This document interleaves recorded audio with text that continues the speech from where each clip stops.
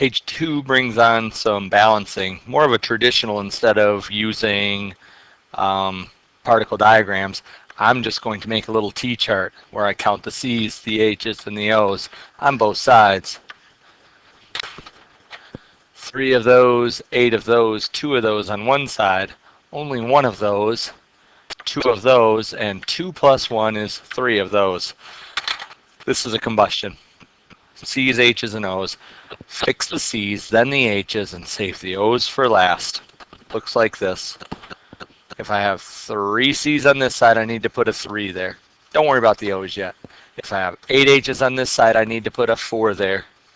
Now we can count the O's. 3 times 2 is 6. 4 plus 4 is 10 on that side. So now it makes it obvious that I need to put a 5 there to make this 10. Next one. Trick on this one is count SRs. OHs look the same on this side as this side, so keep them together. FEs and CLs. If you have a polyatomic ion that looks the same on both sides, don't break it up. 1 of those, 2 of those, 1 of those, 3 of those on that side. 1 of those, 2 of those, 1 of those, 3 of those. I'm seeing that classic 3-2 dilemma. When you have 3 of something and 2 of something, a lot of times, most of the times, you have to just make it 6 on each side. So when I come up here, I'm going to, let's see, my chlorines. I've got 3 on the left, so I'm going to double this to get 6. But that changes this to 2. And I'm going to triple this to get 6. But that changes this to 3. The other thing was the OHs was the classic 3-2 dilemma. I need to have 6 on each side. If I triple this side to get 6, that changes this to 3. And if I double this side to get 6, that changes this to 2. That one's done at this point in time. Another combustion reaction. It's composed of C's, H's, and O's. I do it always in that order. And 6, 6, 2 versus 1, 2, 3. First fix the C's by putting a 6 there. Then fix the H's by putting a 3 there to get 6. Now count the O's. 6 times 2 is 12, plus 3 more is 15. This is the classic odd even dilemma. If you get to the end and there's an odd number of oxygens on one side and an even number on the other, there's nothing you can really write here that's going to fix it unless you use fractions or halves. If I put a 7.5 there, that would fix it. That now is balanced. It's just not legal to do so. We have to have integers there. So then scale it up by doubling everything. This is going to be 2 of these, 15 of these, 12 of these, and 6 of these. I don't even need to go back and recount. I just doubled everything, so it's still balanced. Next one. We didn't know it at the time, but this is a neutralization reaction, or we could just simply call it a double replacement reaction.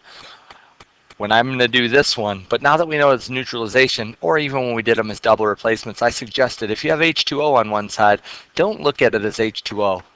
Look at it as H tied to OHs.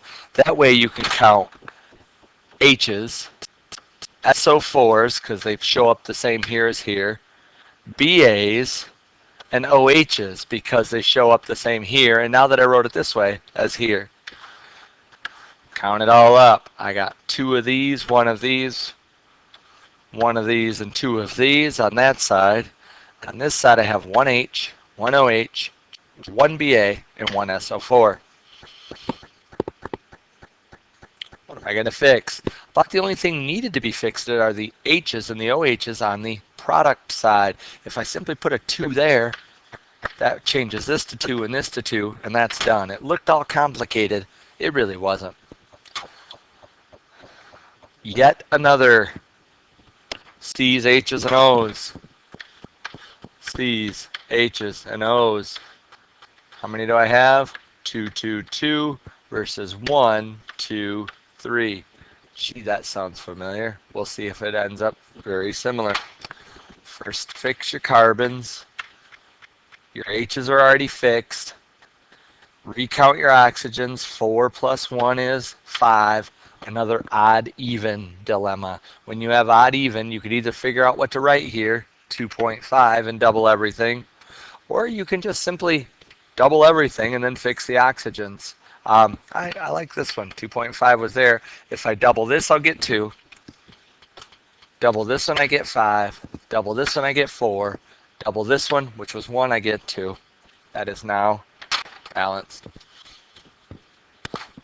Next ones are also balancing. It's just that you have to do, you have to write things out first. Let me get rid of that.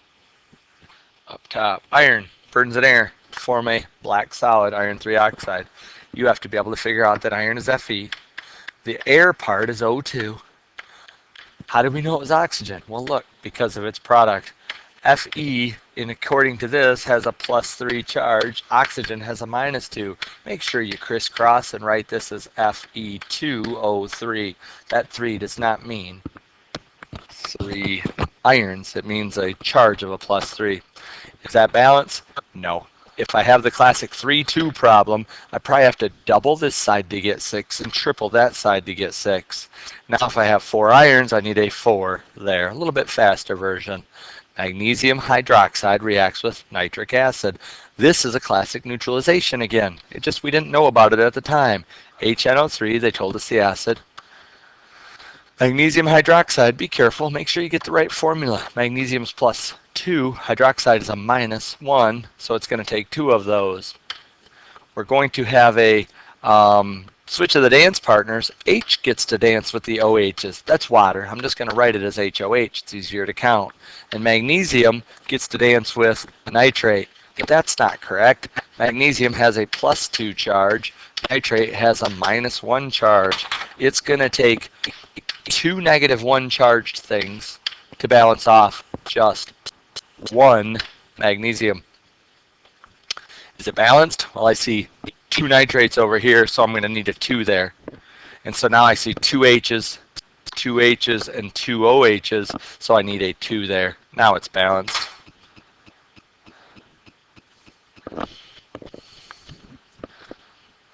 Okay, so there's lots of things involved in this thing. A chemical equation, include energy, and whether or not it's exothermic, and a chemical energy curve. All kinds of things that are going on. We'll make sure that we explain all that stuff.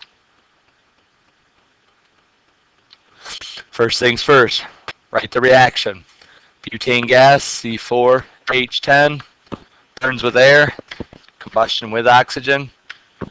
It's going to give you carbon dioxide, must be a complete combustion, and water. We know this. When you burn something, you know that a bunch of heat's going to be released. So we're going to get a lot of energy out of this. Okay, down to the energy flow, the LOLs. In this case, we're not going to worry about the phase change. That was earlier in the year. In this case, we're just going to focus on thermal versus chemical. If you got some butane gas sitting in the lighter, room temperature, there's not a lot of thermal energy in it. There's a lot of chemical energy in it.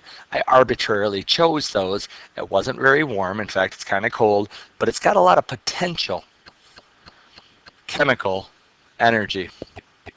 Once you light that stuff on fire, it gets really, really hot, and you're going to use up all that chemical energy. What's happened is the energy of the chemical gets turned into or transferred into energy of thermal. And so when I'm all done with this, it's going to have not very much chemical energy left. The carbon dioxide and the water don't have nearly as much chemical energy stored in them as the butane gas. And then what? Imagine this. I always like just sort of like, what about wait an hour when it all cools back down? Whatever this was, I'm going to make this over here 1 bar again. If it was room temperature at the beginning and then it burned and gave off a bunch of heat, after a little while it's going to be room temperature again. I don't know if it's really an hour, maybe it's quicker than that. Where did that energy go? Well, the chemical energy has already been determined. That's still going to be the same. It's not going to change chemically. So now we have 5 bars over here but only 2 bars over here, we lost 1, 2, 3 bars of exited the system. That's because it's exothermic. That's why energy is on the right-hand side. So what does the energy curve look like? The energy curve is just a different way that some textbooks like to present it. The reactants had a lot of energy, then it left, and the products have less energy. If energy is over here, over time, the reactants have more energy than the products. It got used up.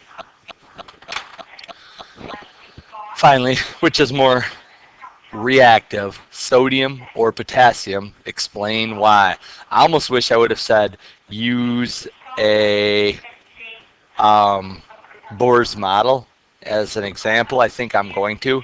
Sodium, Na, has 11 protons, and then it's got 2, 8, 1, 11 electrons in 3 shells. Potassium has 19 protons. So it also has 2 in the first, 8 in the second, but it has 8 in the third. Also a valence. Both of these are easy to get. One valence electron's easy to rip away. But since this one is further from the gravity, further from the nucleus that's holding it in, it's easier to take that. Potassium is more reactive because its valence electron is much further from the nucleus, which was trying to hold it into place.